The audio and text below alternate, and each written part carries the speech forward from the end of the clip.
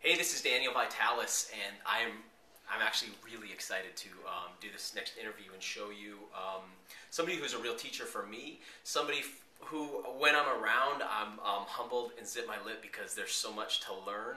He's a botanist in the state of Maine called Arthur Haynes. And just so you can see real quick a little bit about his credibility, he's actually standing on the other side of this camera. I'm going to show you a few of the books that he's written.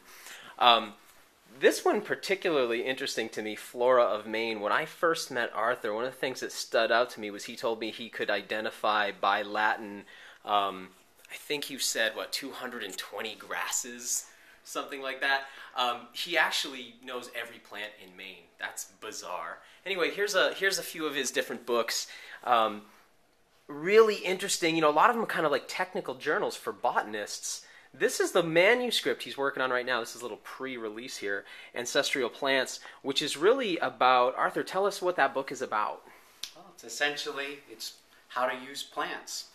And I'm trying to put together something that teaches people not only how to forage for plants for food, but also for medicine, for cordage, for adhesives, weapons, the whole gamut. So in other words, they have more of a holistic understanding of how to use plants. Right, so then more than just like herbalism, which is sort of how do we use plants allopathically to treat ourselves, it's really how do we live with plants. Exactly. I'm just trying to get people to understand that plants are more than just this thing or that thing. That individual species can do a lot for us. Right. Tell me, when it comes to herbalism, people on my website have been introduced to people like Stephen Buhner, who I'm a big fan of. This week I'm going up to interview Susan Weed, and they kind of represent to me one aspect of herbalism, the more traditional, sort of almost magical perspective on herbalism. And one of the things I love about working with you is your perspective, because it comes a bit from a different angle. Tell us a little bit about how you interface with plants and how your botany background influences that. Certainly.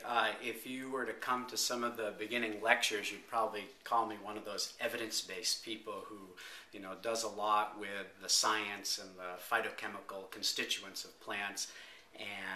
But I like to start that way. I find that there are some people who have been brought up within a culture of science, and the way to bring them over to this is to present to them the evidence that these things work.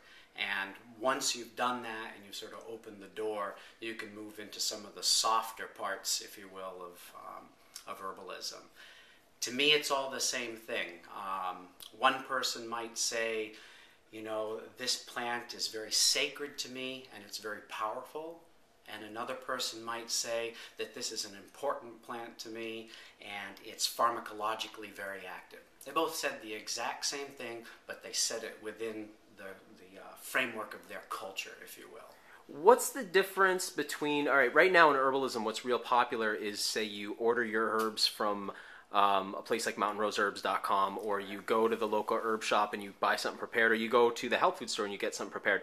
You're really different in this regard, and one of the reasons that I really love to spend time with you and learn with you is your approach. Tell us a little bit about how you prepare medicines, or where do you actually start? Well, I'm into self-reliance, which means that you have to do it for yourself. And to me, the medicine, it doesn't mean that it doesn't work when you buy it from, Avena Botanicals or Mountain Rose Herb. Those are all great places, and I love the people that work there and what they're doing.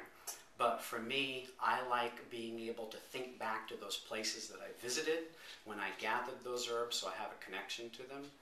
I gather from places that are special to me because they're in my childhood home, or they may be spots where there was a Native American culture that was known from those areas. And I like that part of it, going out into the field, gathering, making all of the medicine by hand so I know what's happened to it every step along the way. By the way, if people want to, I took a course with you this spring. I think it was about 3 days long, and we went out and harvested, and then we made medicine and we made food, and we learned so many plants. What I liked about the focus of it was so practical. I'll never forget those plants, and you showed them to us in a way, you showed us their usefulness and ways to identify them that were so valuable to me. If somebody wants to take a class with you, can you tell us how we can find you? Yeah, you can go, it's really easy, arthurhaynes.com/foraging. If you go to arthurhaynes.com, you'll see a big foraging link, and that's where I list these classes for whether it's foraging, wildcrafting, medicine, or other primitive living skills related things like friction fire and Right. One of the great things about Arthur is that I met him through the Maine Primitive Skills School. They're at primitiveskills.com. However they managed to get that domain, I'm so impressed because it's a good one. What I really love about Arthur is just how many things he actually does. I've seen him out, wearing the buckskins, making fires with sticks. So he has that aspect of him, and the scientific background as well. Also, he's a really accomplished martial artist, so he's one of those kind of people for me who's like a model of how we can develop all these aspects of ourselves. So check him out at his website, arthurhaines.com. How do we spell that? ARTHURHAINES. All right, check him out there, and we're going to show you some of the really exciting things that are going on here. And I'm here for dinner tonight, which is exciting because that means wild food. And if you've been following my work at all, you know how excited I get about wild food. So we're going to show you a little bit more. This video will progress on to some more fun things.